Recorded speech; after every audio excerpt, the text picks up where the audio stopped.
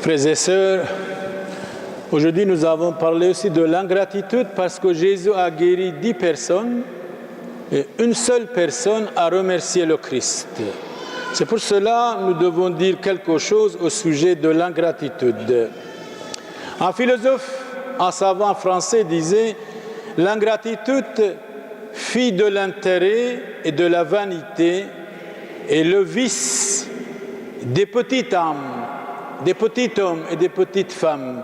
Voilà l'ingratitude. » Alfred de Musset, c'est un savant français, un écrivain, nous dit « Le bien a pour tombeau l'ingratitude humaine. » C'est-à-dire, quand vous faites le bien, eh bien, vous allez avoir de l'ingratitude de la part des autres. Le bien a pour tombeau l'ingratitude humaine. Et un proverbe araméen dans le Talmud. Qu'est-ce que c'est un Talmud? Le Talmud, c'est un mot hébreu, ce qui veut dire un livre de la tradition des Juifs.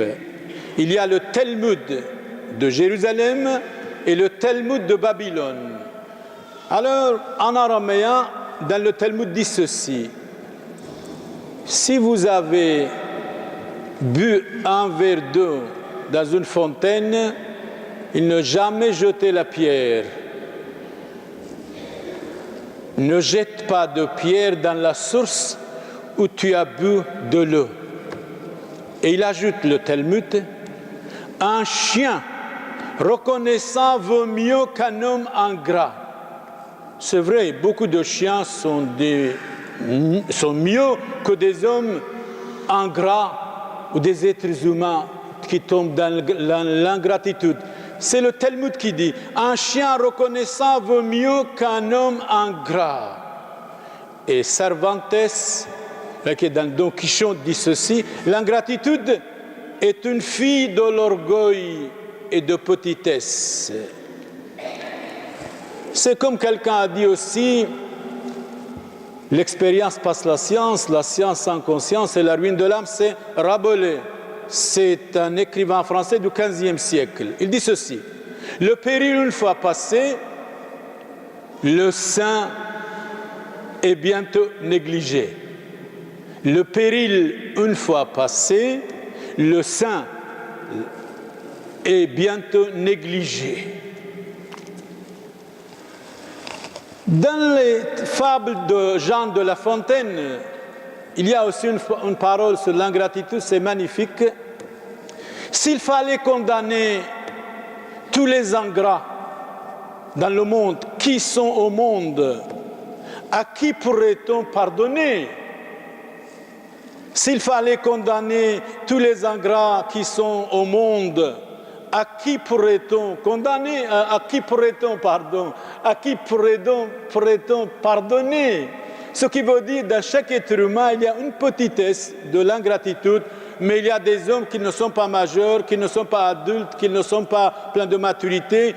Ils sont complètement vivent dans l'ingratitude, dans la trahison contre les autres. Alors, encore une parole d'Alexandre Dumas. Il y a des services si grands qu'on ne peut payer que par l'ingratitude. Vous avez rendu service à quelqu'un, mais vous allez avoir de l'ingratitude de la part de quelqu'un. C'est dommage, c'est regrettable. Être ami des ingrats,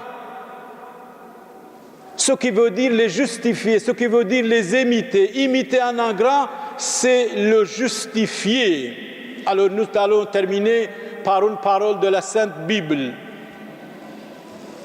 Tout à l'heure, je disais à la sagesse de Salomon, 13, chapitre 17, verset 13. Celui qui rend le mal pour le bien ne verra jamais le malheur quitter sa maison. Celui qui rend le mal pour le bien ne verra jamais le malheur quitter sa maison. Nous trouvons ça dans la Bible, le Proverbe de Salomon, le sage, chapitre 17, verset 13. Alors, frères et sœurs, vous êtes dans l'école de Dieu, dans l'école de notre Seigneur Jésus-Christ. Imitez Jésus-Christ, imitez Dieu tout petit peu, 3%. Imitez Saint Paul, comme Saint Paul dit, j'ai imité le Christ. Et ne pas imiter le mensonge, la jalousie, l'ingratitude, le diable, la trahison. Soyez vrais pour toujours et éternellement. Amen.